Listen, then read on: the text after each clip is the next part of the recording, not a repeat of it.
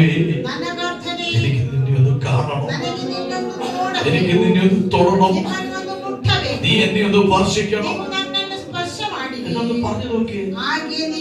ആത്മാർത്ഥമായി വിളിച്ചാൽ നിശ്ചയമായി ദൈവം നമ്മോട് ഇടപെടുന്ന ദൈവം. ഓക്കെ, നമ്മൾ വായിച്ച സങ്കീർത്തനത്തിൽ കടന്നു വന്നാൽ വളരെ മനോഹരമായ ഒരു കീർത്തനമാണ്. മനോഹരമായ കീർത്തനം എന്ന് പറയുവാൻ ദാവീദിന്റെ ഒരു സങ്കീർത്തനം എന്നാ പറയുന്നത്. ദാവീദിന്റെ സ്വർണ്ണ ഗീതം എന്നാ പറയുന്നത്. ഈ സങ്കീർത്തനത്തിന്റെ പ്രത്യേകത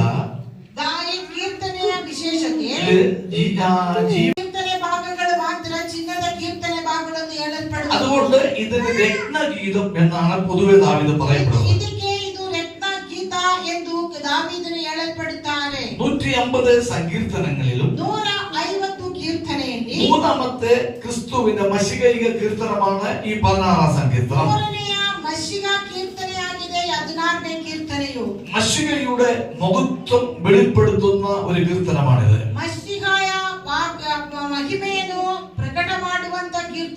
അപ്പോസ്തലപ്രവൃത്തിയുടെ പുസ്തകം 2-ാം അധ്യായം 25 മുതൽ 28 വരെയുള്ള വാക്യങ്ങളെ നമ്മൾ പഠിക്കുമ്പോൾ അപ്പോസ്തലനായ പത്രോസും അപ്പോസ്തലനായ പൗലോസും ഈ കീർത്തനം ഉദ്ധരിച്ചുകൊണ്ട് കുറിച്ചിരിക്കുന്നതായിട്ട് നമുക്ക് കാണാൻ കഴിയുന്നുണ്ട്. ഇതിന്റെ 5 മുതൽ 11 വരെയുള്ള വാക്യങ്ങളെ കുറിച്ച് നമ്മൾ പഠിക്കുമ്പോൾ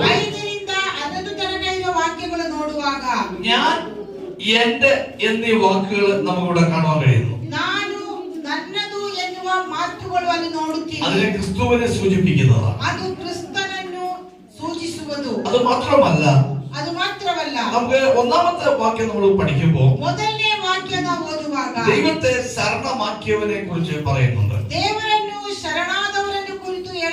2-3 വാക്യങ്ങളെ കുറിച്ച് പഠിക്കുമ്പോൾ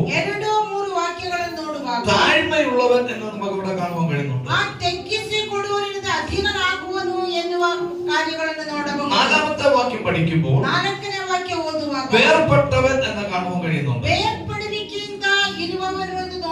5-6 വാക്യങ്ങൾ പഠിക്കുമ്പോൾ സംതൃപ്തനാണവൻ എന്ന് കാണാൻ കഴിയുന്നുണ്ട്. 7ാമത്തെ വാക്യം നമ്മൾ പഠിക്കുമ്പോൾ ആരാധകനാണ് എന്ന് കാണാൻ കഴിയുന്നു.